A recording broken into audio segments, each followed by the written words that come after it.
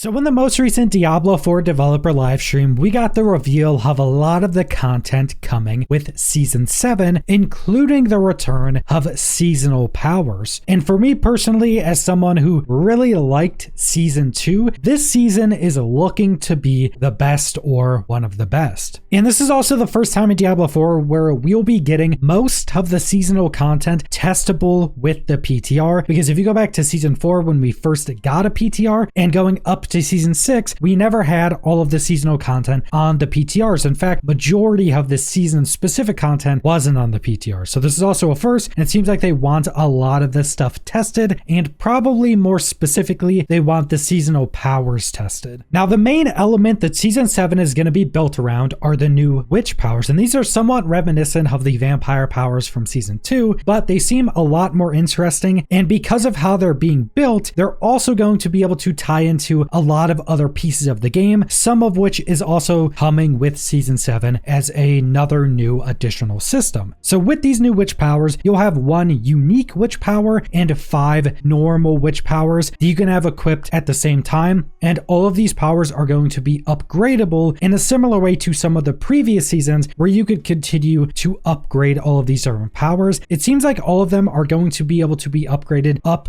to rank 20, so there's going to be a decent bit of progression through upgrading all of these and just making them more powerful. And another way in which they're going to be a lot more interesting is they're all going to be in a different witch school of magic. So there's going to be 7 eldritch powers, there's going to be 6 psyche powers, there's going to be 7 growth and decay powers, and there's going to be 4 lost powers, which is another system that we'll go over in this video. And not only are there going to be these different witch schools, but some of these witch powers will be able to be in multiple schools, and the unique powers are also going to have a school tied to them. So not only are all these powers going to have their own school, but they're also going to tie into different elements in this season, which is another system that's going to tie back into this. And not only do they have these new tags, but all of these powers are being built kind of like skills. In fact, they have the same skill card UI as most of our normal class abilities. So these different witch schools are just going to be tags on these abilities, and then there will also be different tags on some of these, such as the summon tag, which is also getting a pretty big rework with Season 7. Now, to unlock these powers, you're going to have to use the new currency called Restless Rot, and you're going to take that new currency to one of the new altars. So either the altar of the Eldritch, the altar of the Psyche, or the altar of growth. So you take that new currency there, and that's where you learn a majority of the powers. And once you have those powers,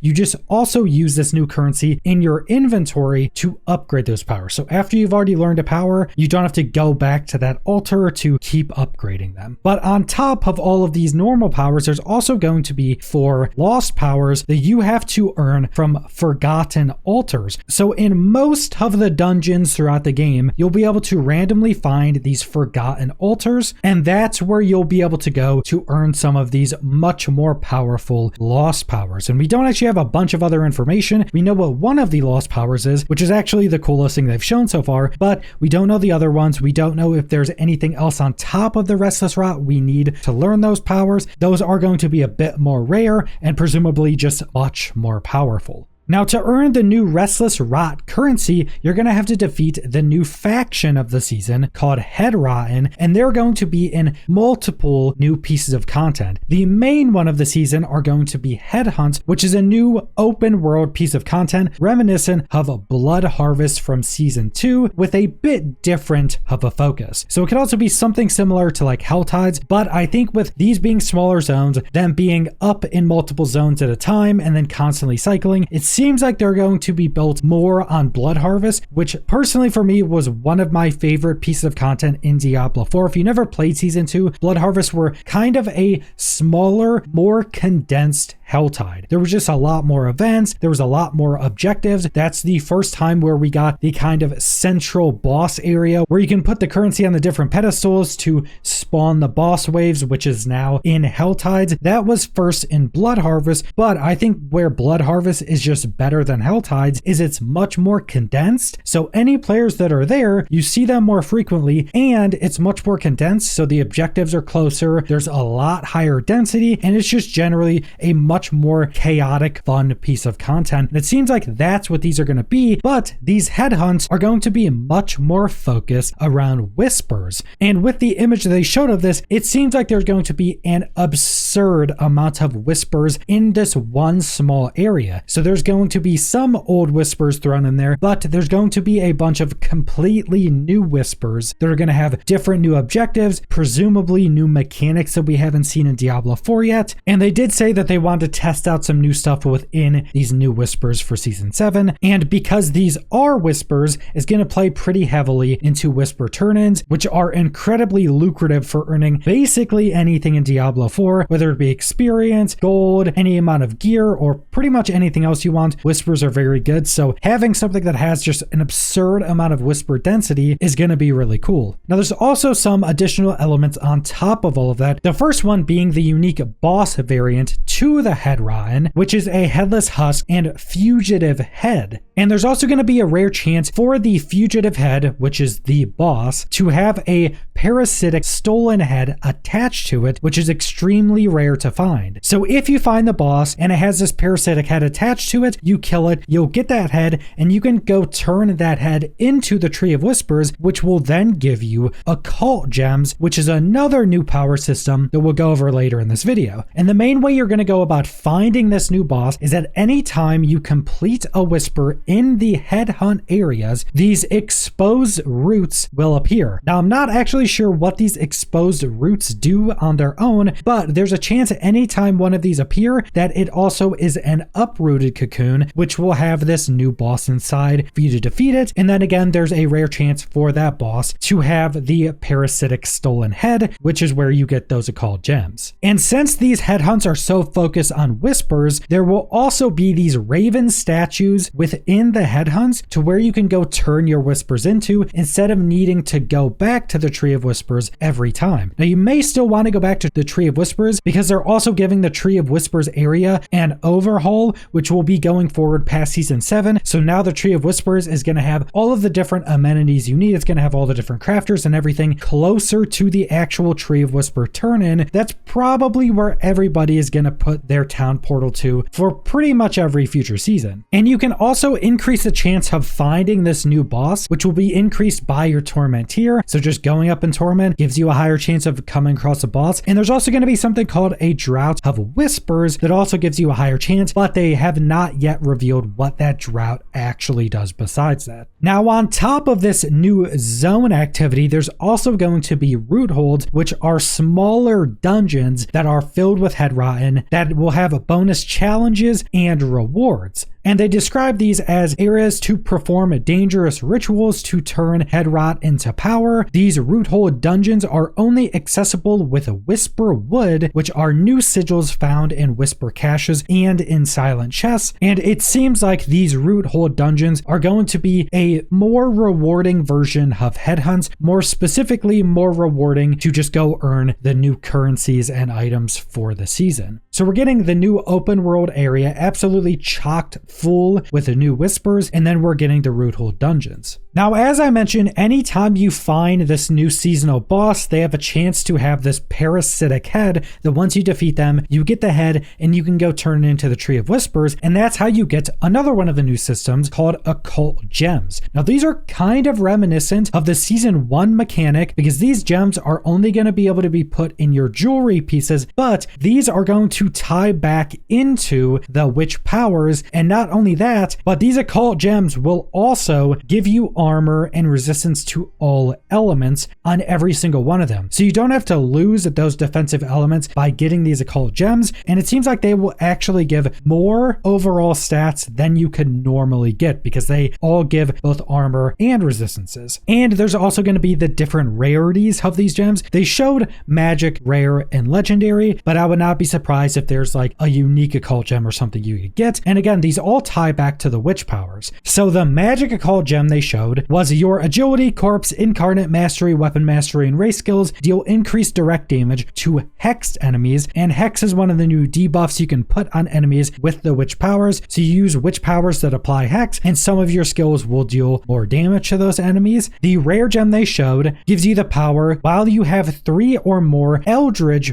witch powers slotted, you gain 25% move speed and 15 critical strike chance. Pretty massive stat increases, kind of boring just stat increases, but that's a massive amount of increased power for one of these gems. And then the legendary gem they showed is for each of your auras and hexes an enemy is afflicted by, they take 4% increased damage from you. So again, kind of boring, just a damage increase, but it plays pretty heavily into the witch powers, and presumably there's going to be a lot more occult gems that may have more interesting effects, but these gems also do seem to just be kind of power increases that are an add-on to the already more interesting witch powers. Now, the official Diablo 4 article has already released a majority of the witch powers we're going to be getting. We know that they haven't released all of the lost powers yet, and I think there's going to be a lot of really crazy combinations, and that's on top of a lot of these witch powers having their own tag system, and some of them having tags that our classes normally use, such as summon. So there's going to be a lot of interactions between a bunch of different skills, but some of these witch powers are really interesting. I think the most interesting and cool looking one is the one lost power they showed us, which is Piranado, which is a unique witch power. And this reads out, when an enemy is afflicted by both a hex and an aura effect, a Piranado is summoned, pulling enemies towards it and dealing some amount of physical damage over 20 seconds. And the Piranado will move itself towards nearby enemies, and it can occur every 20 seconds. So you can always have this Piranado out.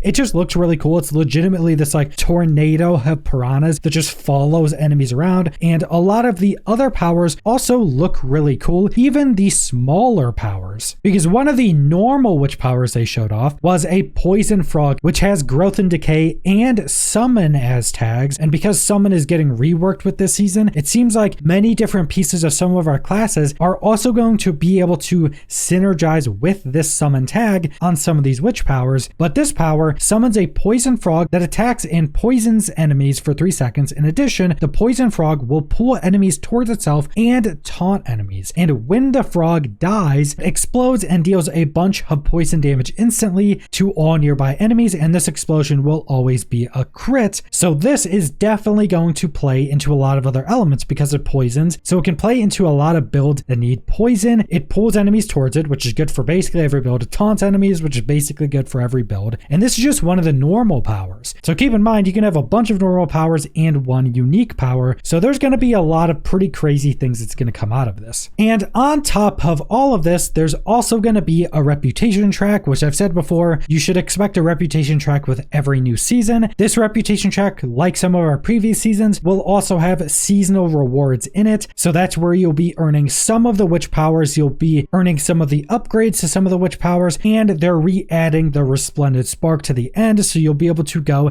and earn that on any alt you want as well. It also seems like they're going to have the infinitely obtainable chest once you complete the entirety of the reputation track. Not sure why they removed the Resplendent Spark and the infinitely obtainable loot chest from season 6, because season 5 had it, season 4 had this, so I'm glad those are coming back as well. And I'm very excited to try out a lot of the potential that I'm already seeing with the mixture of a lot of these new seasonal powers. But that's pretty much all I want to go over, so thanks for watching.